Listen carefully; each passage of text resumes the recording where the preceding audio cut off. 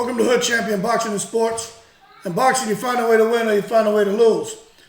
Hey, Jaime Munguia is getting ready to return to the ring, right? And you know that's outstanding. Good for him. But at the end of the day, him fighting a guy from Argentina by the name of Gonzalo El Mago Correa, right? 21 wins, 5 losses, 8 KOs in a 10-round middleweight fight. That's just not going to cut it anymore. Jaime Munguia they got to step up. They got to step up, all right? This is ridiculous at this point. And the thing is, right, Jaime Munguia can fight. He can really fight. I like Jaime Munguia. He can fight, but, I mean, this has to stop. Oscar De La Hoya is just sucking the eyeballs out of fans. And you guys say, oh, man, you know, Jaime Munguia needs to keep working, keep getting better.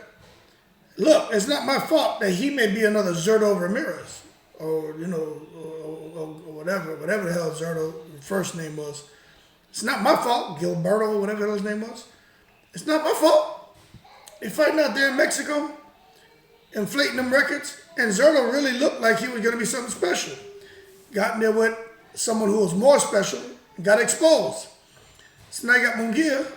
I mean, when he came over here and what he did to Saddam Ali, I was like, who is this guy? Where did they find this animal out of Mexico? Like, he just looked super strong. He was way bigger.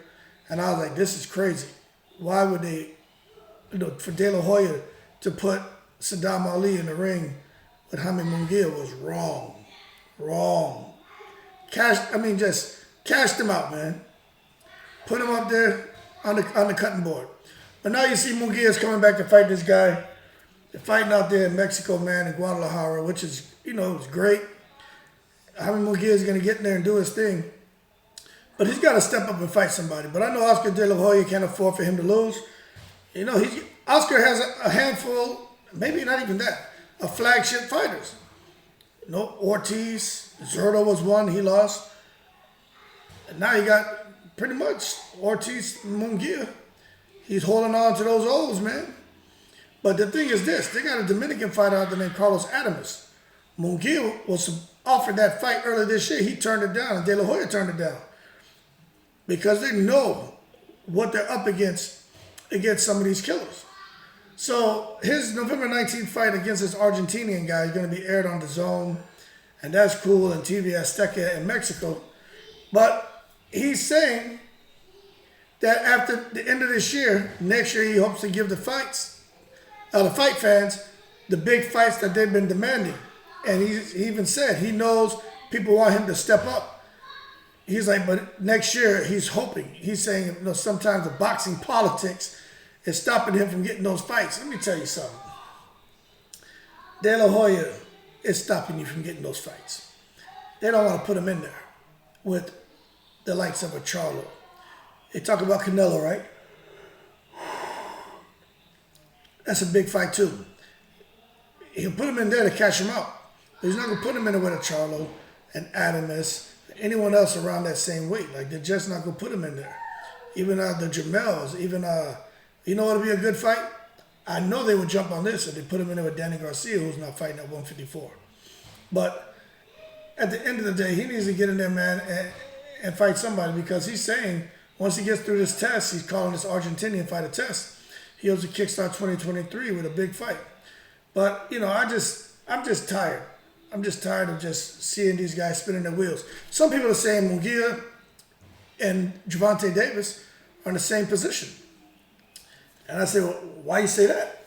And they said because Gervonta Davis is fighting nobodies and creating a padded record too. But the thing is, Gervonta Davis can really fight. And so can Munguia. But I understand the politics. I understand the economics. I understand what Mayweather is trying to do with Tank is get him to just take kind of low threat fights and make a whole lot of money. I understand that, but at some point you got to put him in there with some real stiff competition. Munguia, same thing. I mean, when you think about Jaime Munguia, this is what's so scary about Munguia. Munguia had 40 wins, no losses. This man has 32 KOs. Okay, what are we doing here? People talk about Deontay Wilder. Oh, he's fought a bunch of nobodies. Look at him. Yo, Deontay Wilder has something special about him. And when he did get in there and step up the competition, look what he did to everybody. Okay? So I think Deontay Wilder deserves more credit at the point he was at 40 fights with all of his knockouts than Munguia. Okay? And Zurdo Ramirez too. You can't just sit here and look at these guys' records and all of a sudden say, well, hey, Deontay Wilder is the same situation. A whole lot of fights and knockouts fought nobodies.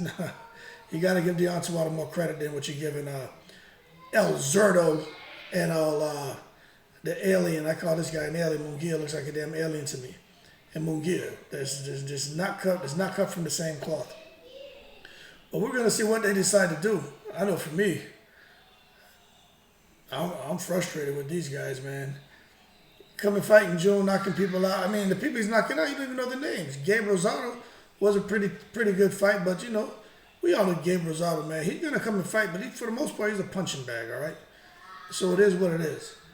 Outside of Gabe Rosado, you had O'Sullivan. He fought the Irish guy.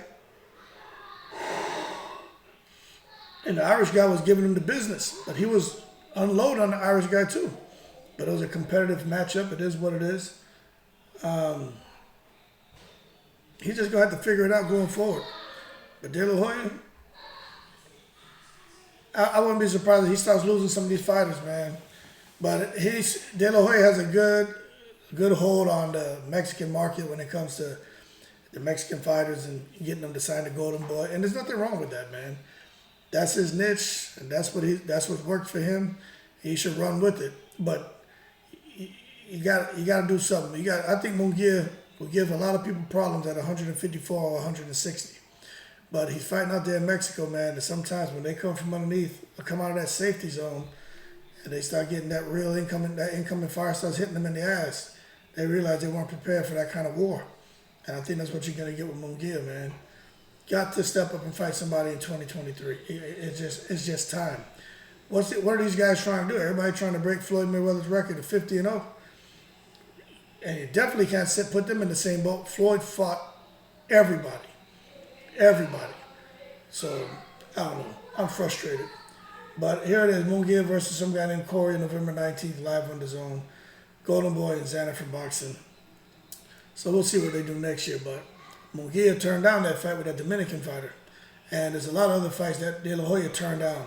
Because it's the business. And we get it. But at this point, kind of hard to give Munguia any credit when he keeps fighting these bozos. And he has the skill level to really get out there and do damage and probably win some big fights. He's got the heart to win. Like, he's not a guy who's just going to roll over. He's not like that. But these promoters, man, they're afraid. I mean, and I get it. This day and age, everybody's afraid for their fighters to lose. Nobody wants to see them lose that old. And I get it. Having an undefeated record is like having a title. That allows you leverage going into negotiations. I get it. But also, if you're not a great fighter and you have an O, that can only take you so far. Look at Ricardo Mayorga. Crazy. But shit. Entertaining, marketable, everybody wanted to see him. Everyone loved Ricardo Mayorga.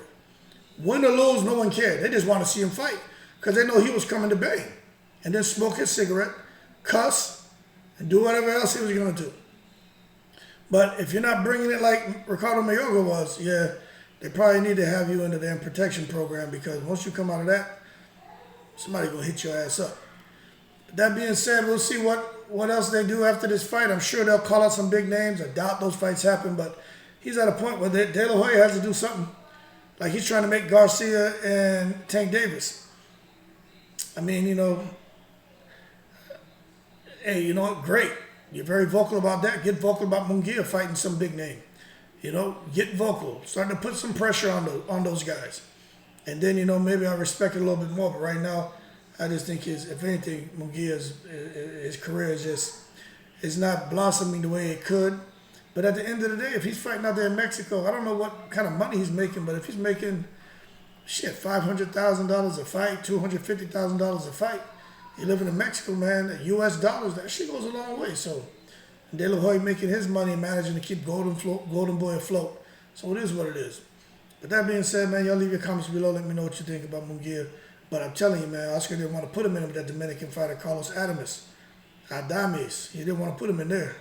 And you can't blame him because he can't afford to have his flagship fighters lose. But this is boxing. Put him in there, let him fight, win and lose. Nobody cares. We just want to see entertaining fights. But as always, y'all keep cool. Shout out to all 7 continents. I appreciate the support. Shout out to all veterans. Hit that super thanks button. Donate to the channel, Cash App and PayPal if you'd like. Really appreciate it. And as always, I'm in the breeze.